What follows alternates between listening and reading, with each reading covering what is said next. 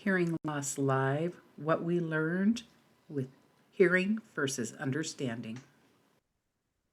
Good morning and welcome to Hearing Loss Live.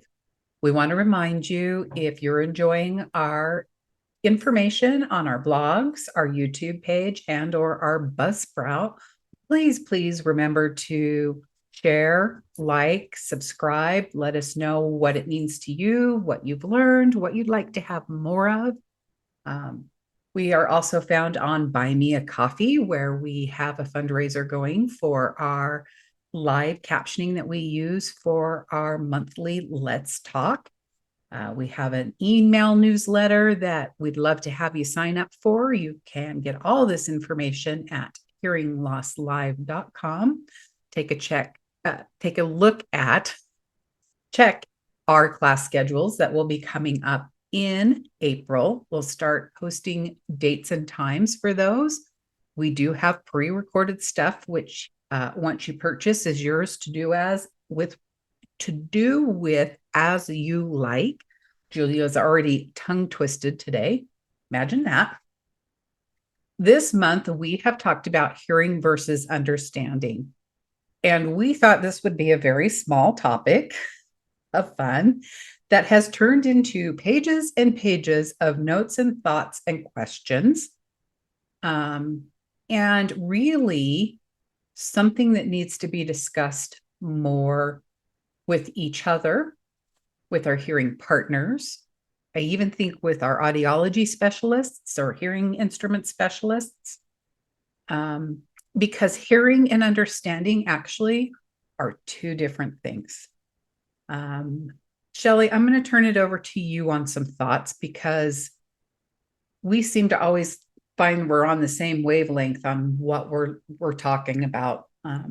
And, in my mind, I thought hearing and understanding were synonyms, like would mean something. And after we did research with Webster's Dictionary and ChatGPT and just talking to each other, absolutely has nothing to do with one another. Share more on that. ChatGPT is something I use just because it pulls together information so fast.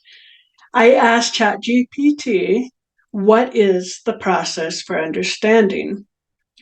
Understanding involves several cognitive processes. Initially, sensory organs collect information, which is then transmitted to the brain. The brain processes the information by connecting it with existing knowledge, forming associations, and identifying patterns. Cognitive functions like attention, memory, reasoning play a crucial role. Ultimately, understanding emerges when the brain integrates new information into a coherent framework, allowing individuals to comprehend, interpret, and make sense of input received. What I liked about this definition that ChatGPT gave me is that it says sensory organs collect information. That's not just the ears. That's the eyes and even feeling things and stuff like that. So communication and understanding comes from several different ways, not just our hearing, and we tend to forget that. So I asked ChatGPT again, how does the brain process sound? The brain processes sound through a complex series of steps. First, the ear captures the sound waves and converts them to electrical signals. These signals then travel to the auditory cortex in the brain nerve. In the auditory cortex, the brain interprets and organizes the information, allowing us to perceive and understand the various attributes of sound, such as pitch, volume, and location. So it is different. Processing the sound, it trips me out. Because I studied the ear for a little bit, and the ear is designed to collect the sound and it goes through the eardrum, and the eardrum vibrates and it hits these little bones. The little bones then send the signal into the cochlea, and it goes through the cochlea, and it comes. My God, it's amazing that we hear as fast as we do. And I remember reading a while back something about how long it takes to process just the sound, as in it's not as instant as we think. It's already happened before we've processed it. So, another very interesting thought there. That is huge. Hold on, because I'm going to use my glasses. So I apologize for the shine. Because I don't think we think about how long. Let's see, one of the articles I came up with, let me see if I can find it. It's something like we hear 3 words. Let's see. Well, I'm in the wrong spot. Imagine that. So let me start with Webster's definition of hear, right? To perceive or become aware of by the ear. Their first example was didn't hear what she said, though I heard them leave. So you heard a sound, but it doesn't mean you understood the sound. To gain knowledge of by hearing, heard that you were ill. To me, none of these are about understanding. These are about terminology we use to talk about hearing. Would not hear my side of the story doesn't mean I didn't understand it. It means I wouldn't listen. That's to heed. That's one of the things. And I thought for sure they were synonyms. And I remember thinking after I got done with the understand, to grasp the meaning of. When you hear something, you don't understand it till you grasp the meaning of. To grasp the reasonableness of. His behavior is hard to understand. But if you don't understand why they're asking you this question that you're hearing, you're not grasping what's the reasonable reason they are asking me this. And then it goes into some understanding cognitive stuff. I got on this whole research the brain thing because we had it actually at an HLAA meeting discussion with an audiologist about the fact that when did we think, gosh, I don't know if I said it in the workshop. When the question was, when did audiology think hearing aids would hear as fast as normal hearing happens, which was in macroseconds, right? Macroseconds. So think about that. Your hearing aid is still macroseconds behind what you would hear with normal hearing, which means those macroseconds add up into the understanding of what it was you heard. Changing that into, was it speech? Was it a bird? Was it a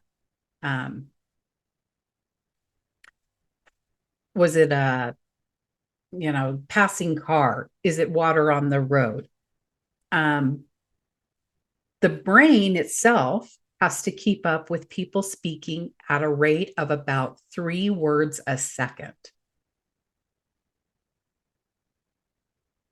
So that means it's got to distinguish, and this is probably not your speed talker. This is just your average Joe talking is 3 words a second. While you're filtering out road noise, while you're filtering out background noise, and this is just, this is normal hearing situations. So there really is a difference in hearing versus understanding. And it's very important, again, get our workshop, take one of our classes. We really, really try to drive in how important The 3 golden rules are for understanding. This is not just for people with hearing loss. This can be used with everybody, and everybody can use it with each other for better understanding. It's not just about better hearing, it's about better understanding. Get my attention. If you don't have my attention, even though I don't have a hearing loss, Shelly and I were talking just before the podcast, and she's telling me to do something. And I'm over here writing a note, looking at my phone at an email, and realize I have no idea what she just told me to do. I heard her. I heard some of the words, but I didn't understand what it is she was asking me to do. Stop and pay attention to each other, face each other.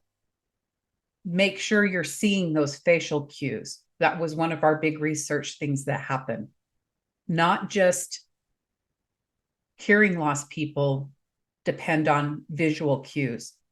Hearing individuals do as well. Everybody depends on those cues.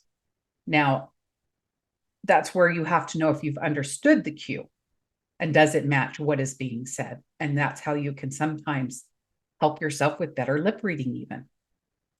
And be within 6 feet, because after 6 feet, I'm getting more noise that's going on extraneously around me versus your voice coming straight at me. And stop the what. Stop the what has become a real big one for me lately. I think we do it automatically. And maybe this was in our Tuesday night talk. Someone said this. I find myself saying what before I've actually started to understand what it is they're saying, because I haven't waited a second to try to put it all together. So now I've said what, and they're repeating themselves when they really didn't need to repeat themselves. I just needed to take a second and put together what I could and then ask for a rephrase, something along those lines. Am I crazy? Did that happen on Tuesday? Or is this something else that happened with one of my classes? We're teaching a lot of classes. We did the workshop, so I can't even tell you. Things are starting to blend. Give us some more thoughts on what you learned this month. I think for me, with the stop the what was such a huge thing. Stopping the what is very big because, like you just said, I used to say what out of habit before I finished processing it. And by the time they started repeating, I was like, oh, I got it now. That's why I learned to wait for it, which is what we discussed in our last video. I think with hearing loss, like one of our students said, she said, I think everybody with hearing loss needs to be present. That's the person with a hearing loss, because we need to be there to focus. And that's the person speaking to us. But isn't that just a nice concept anyway? Shouldn't we all be present with each other when we're talking? We've gotten some bad habits in the last so many years and lost a lot of social graces. We've talked about that in the past too, and it'll probably come up again. On the topic of hearing versus understanding, one of the things I really liked and that seemed to catch on well in the workshop was that we have distorted hearing. I hear a lot. I just can't understand what I hear. So I can see where I'm not hearing certain frequencies, and that distorts the hearing. I know you're talking, but unless you do those 3 golden rules like Julia, I'm not going to understand you, like Julia said. So distorted hearing is the Sensorineural Hearing Loss, and we have a website. On our website, we have a blog post on that, giving you visuals of what's that's like, because it makes understanding very, very hard.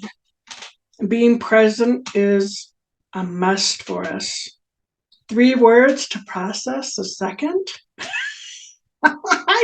I'm laughing about that.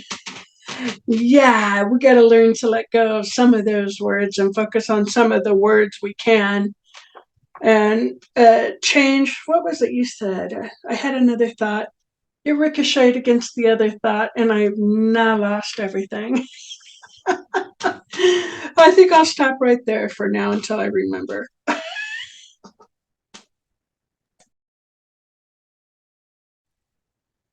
My brain's not working any faster than yours, I don't think. I like the present because being present for something. Another thought that came up, we had a student mention in one of our classes was there's been many, many studies that though we pretend we can multitask, nobody can multitask. If you're multitasking, your brain has turned some other portion off for you to do whatever it is the other task is. So, though we think we're multitasking, we're not. And I think it's not fair to kind of say, I guess maybe not that you, okay, let me put this right. Oftentimes, Shelley, you will say to me, hearing loss means I can't multitask. So I can only do one thing at a time. But the truth is, and then I think hearing people use that against people with hearing loss. So I think that's another stop that, stop apologizing for that. No, I'm going to focus on what I need to have the best communication outcome with you. And I think hearing people could stop the multitask and start having better communication by focusing on one thing at a time. And I'm guilty of it. I'm the queen of multitask, right? Shelley's rolling her eyes.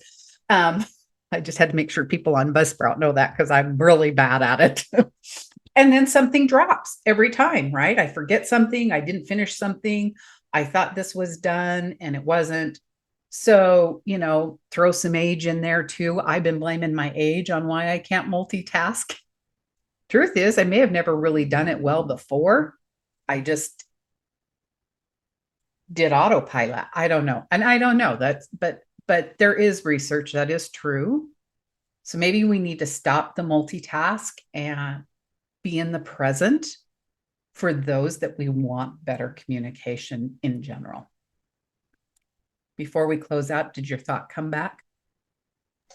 No, it didn't.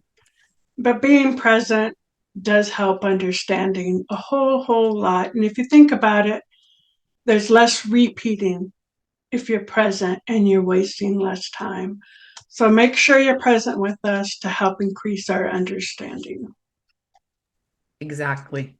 And I think with us being present, we can see what you're understanding and what you're not, and able to help rephrase so that we don't have to have, poor communication outcomes. All right. I appreciate y'all. Again, remember to like, subscribe, and share any and all of our content. Let us know what you'd like to see more of. We will start our new blog next week, and it will be I'm trying to remember how to say it. Incidental hearing. Sorry, I was trying to figure out what order to say it in. It's called incidental hearing. Very interesting subject that we were like floating around, and now we have like 3 pages of notes again. So lots of content. If you haven't signed up for our Talk About It, Let's Talk Tuesday, it will be March 5th at 6 p.m. Mountain Time, just for your own time zone. But sign up today. Reach out to us at info@hearinglosslive.com, or you can get a hold of us on our hearinglosslive.com website. There is a form you can fill out. Hope to see you then. Bye.